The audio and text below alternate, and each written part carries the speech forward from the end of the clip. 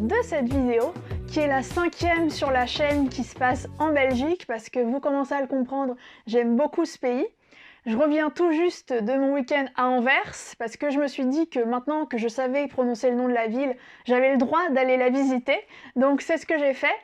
Je suis partie vendredi soir et je suis revenue hier, dimanche soir, pour un week-end de 48 heures. Je pensais pas faire cette vidéo parce que je me disais que 48 heures c'était un petit peu court pour avoir un bon aperçu de la ville, mais en fait j'ai tellement aimé mon week-end que je peux pas m'empêcher de vous en parler et de vous encourager d'aller découvrir cette grande ville de Flandre. Comme vous le savez maintenant, je connais assez bien Bruxelles, donc j'avais envie de découvrir une toute autre ville de Belgique, cette fois-ci dans la Flandre néerlandophone, qui est en fait tout proche des Pays-Bas. C'est la commune la plus peuplée de Belgique et qui est renommée pour ses diamantaires et aussi pour son port qui est un des plus importants d'Europe. En fait, c'est une ville du Nord comme je les aime, c'est-à-dire qu'il y a plein de bâtiments en briques partout à l'ancienne, mais il y a aussi beaucoup d'architecture contemporaine et les deux se mixent de façon très harmonieuse. En fait, ce que je vais faire, c'est que je vais vous raconter mes 2 journées en m'arrêtant sur les points qui m'ont le plus marqué et les endroits que j'ai préférés dans la ville.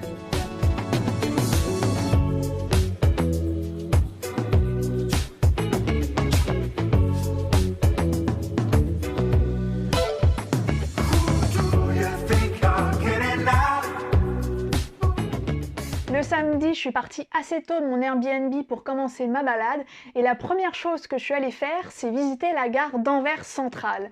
Alors ça peut paraître un peu bizarre d'aller visiter une gare sans prendre un train, mais celle-ci vaut vraiment le détour. Et surtout vaut le coup d'être visitée sans avoir la pression d'avoir un train à attraper, parce qu'elle est absolument monumentale. Jusqu'alors, pour moi, c'était la gare d'Orsay, désormais musée d'Orsay, qui était la plus belle gare que j'ai jamais vue, je pense. Mais alors là, la gare d'Anvers, c'est juste impressionnant, enfin vraiment déjà quand tu arrives sur le parvis, tu vois ce bâtiment gigantesque, t'as l'impression, je sais pas, que c'est une cathédrale, que c'est un lieu d'exposition comme le Grand Palais à Paris, enfin c'est vraiment extrêmement haut, et une fois qu'on rentre à l'intérieur, c'est encore plus impressionnant avec un plafond extrêmement haut, une sorte de coupole qui m'a rappelé le Panthéon à Rome, quoi, enfin le truc complètement délirant, même le sol, le carrelage est magnifique, les escaliers sont magnifiques, enfin voilà, on sait plus où donner de la tête tellement la gare est belle, et vraiment je ne regrette pas d'être passée là juste pour la découvrir. Après ça, je me suis dirigée à pied plus vers le centre-ville. Et je commençais à me les geler un peu parce que même s'il faisait très beau, il y avait cette espèce de petit vent là, un petit peu sournois, qui passe à travers le manteau, enfin bref. Je sentais que j'avais bien besoin d'une couche de vêtements supplémentaires et ça tombe bien parce que j'avais repéré une friperie qui s'appelle Épisode, qui a été recommandée par Le Coin d'Elodie dans son vlog à Anvers. Et en fait, il se trouve que je connais déjà cette chaîne de friperie parce que mon frère m'avait recommandé d'aller découvrir celle de Paris qui est vraiment gigantesque, où il y a plein de petites pépites. Et là où j'ai trouvé un pull absolument magnifique, vraiment années 90 à fond, mais j'ai le droit puisque je suis née dans les années 90.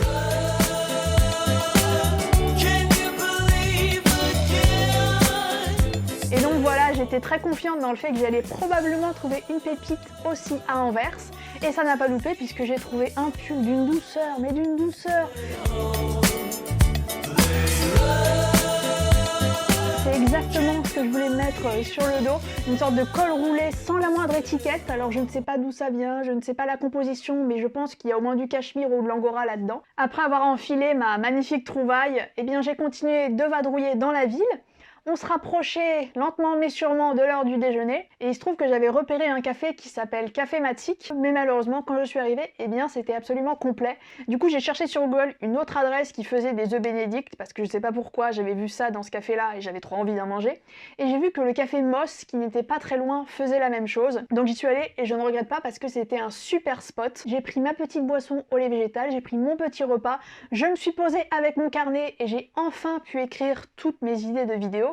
Parce que voilà, le problème du processus créatif, c'est qu'on a tout le temps plein d'idées, et si on les marque pas, si on commence pas déjà à structurer un peu ces idées, ça part dans tous les sens. Donc voilà, j'avais enfin l'occasion de me poser tranquillement, donc c'était hyper sympa. Et après avoir fait une bonne pause ici, je suis partie en direction du MAS. En fait, le MAS, c'est un musée qui se trouve plutôt dans la zone portuaire d'Anvers, dans un bâtiment en architecture contemporaine qui surplombe la ville. Et en fait, pour y aller, j'ai vadrouillé à travers les petites rues d'Anvers Et vous me connaissez, du moins si vous avez regardé mes vlogs, vous savez que j'adore me promener dans les petites rues des villes historiques pour découvrir, voilà, ça et là, des petites pépites. J'ai découvert la Grand Place d'Anvers, qui m'a beaucoup rappelé la Grand Place de Bruxelles, parce que c'est aussi une place avec des bâtiments de style baroque, qui datent de la Renaissance, et donc voilà, qui ont vraiment ce style d'architecture flamande typique qu'on reconnaît d'un coup d'œil. C'est un quartier qui est particulièrement touristique, en tout cas j'ai croisé beaucoup de monde. Après ça, je me suis retrouvée donc au pied du Mas, qui s'intègre bien, comme je le disais, avec l'architecture ancienne, même si c'est très contemporain. Et je suis allée le visiter, j'ai payé mon ticket, parce qu'en fait, il se trouve qu'on peut aller voir le point de vue tout en haut gratuitement, mais je me suis dit tiens, je vais aller voir à quoi ressemblent les expositions, donc j'ai payé mon ticket. Et je dois dire que bon, les expositions et les collections permanentes, c'était pas trop mon délire. En fait, j'ai eu l'impression, alors c'est juste mon ressenti, hein, que ce musée c'était un peu l'équivalent du Mucem de Marseille ou du musée des Confluences à Lyon, parce qu'en fait, l'idée c'était, voilà, Anvers c'est un port d'Europe très important, c'est à la croisée de différentes routes d'échanges commerciaux, d'échanges culturels, etc. Donc de ce que je comprends, l'idée de ce musée c'est mettre en lumière, voilà, la connexion entre les gens, les différentes thématiques du commerce, des échanges culturels, etc. Mais je trouve que c'est le type de musée qui parle un peu de tout et de rien en fait. C'est-à-dire que c'est des thématiques qui sont un petit peu farfelues, ou en tout cas c'est pas des thèmes, tu lis le nom de l'expo et tu dis ah ça, à ce sujet-là, franchement je voulais absolument en savoir plus. Non, c'est un petit peu tout et rien. Et à la fin, quand tu ressors de l'expo, tu dis je ne sais même plus de quoi ça parlait en fait. Donc voilà, c'est pas trop mon truc, franchement. Mais ce qui est bien, c'est que justement, le point de vue est super sur la ville, surtout quand il faisait un temps magnifique et dégagé comme samedi quand j'y étais. Ça permet aussi de voir tout l'aspect portuaire industriel de la ville, parce que voilà, Anvers c'est quand même une grande ville industrielle, et j'avais peur avant de venir qu'on soit vraiment dans les fumées d'usines. Mais en fait c'est assez loin par rapport au centre-ville. C'est comme quand on est à Deauville et qu'on voit Le Havre au loin, c'est vraiment, vraiment excentré. Du coup, ça permet de remettre en perspective la ville. Ensuite, j'étais un peu lessivée de ma journée et je me suis dit que j'allais rentrer à mon Airbnb pour me reposer un peu. Et justement, mon hôte m'avait dit que le mode de transport roi de la ville d'Anvers, c'est le vélo. Parce qu'il se trouve que le vendredi soir, quand j'étais arrivée, il était tard, je connaissais pas du tout la ville, je savais que personne ne parlait français. Et pour rejoindre mon Airbnb, je me suis retrouvée à devoir prendre un bus, sachant que voilà, l'automate ne prenait pas la carte, c'était à moitié traduit en français, mais voilà, et j'ai payé 3 € mon ticket de bus. J'étais en mode 3 €, c'est une blague, je n'ai jamais payé aussi cher pour un trajet de bus et je n'aime pas prendre le bus. Donc bref, voilà, j'ai évité de prendre le bus tout mon séjour et il m'a dit non, ce qu'il faut faire c'est prendre le vélo parce que c'est génial, en fait tu as des bornes de vélo en libre service, l'équivalent du Vélib à Anvers. C'est 4 € pour 24 heures. Et c'est vraiment 24 heures, en fait c'est pas un jour déterminé, donc moi j'ai retiré mon premier vélo à 16 h le samedi, donc ce qui veut dire que j'avais accès jusqu'à 16 h le dimanche. Et j'ai trouvé ça vraiment hyper agréable. En fait tout est aménagé pour le vélo, il y a des pistes cyclables partout, il y a plein d'endroits qui sont vraiment sécurisés pour les vélos.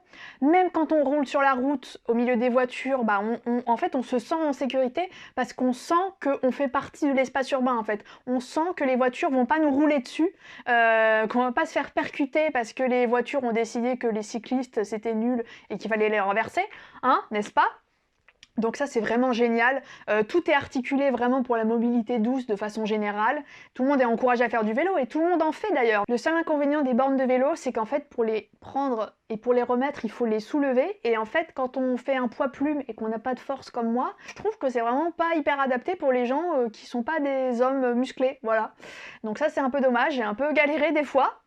Mais sinon, le système de vélo en soi, c'est une super bonne idée. Et c'est ça qui est bien aussi quand on voyage, c'est qu'on voit des modes de transport, des modes de pensée, des modes de vie différents. Et on se dit, mais dis donc, pourquoi est-ce que chez moi c'est pas comme ça ? Voilà. Donc 2020, Paris fermé aux voitures, Paris piéton, Paris vélo.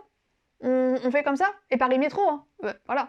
Également, tant qu'on est sur les transports, non mais quelle transition extraordinaire!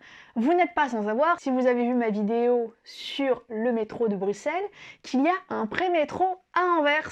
Pour rappel, un prémétro, en fait, c'est un tram qui est destiné, in fine, à se transformer en métro. Alors, je ne sais pas si c'est vraiment ce qui est prévu à Anvers, mais en tout cas, voilà, il y a ces petits trams qui vadrouillent dans la ville. Il y a un vieux matériel roulant et un plus récent, il me semble. Il y a même une version avec une seule voiture, ce qui est assez rigolo parce que du coup c'est assez mignon. Alors je ne l'ai pas emprunté, désolée, je ne l'ai pas testé pour vous parce que comme j'avais mon abonnement vélo, j'avais pas besoin d'utiliser le tram en particulier. Mais voilà, je trouve que ça donne une touche aussi sympathique et ça montre qu'il y a vraiment plein de manières de se déplacer à Anvers sans prendre la voiture.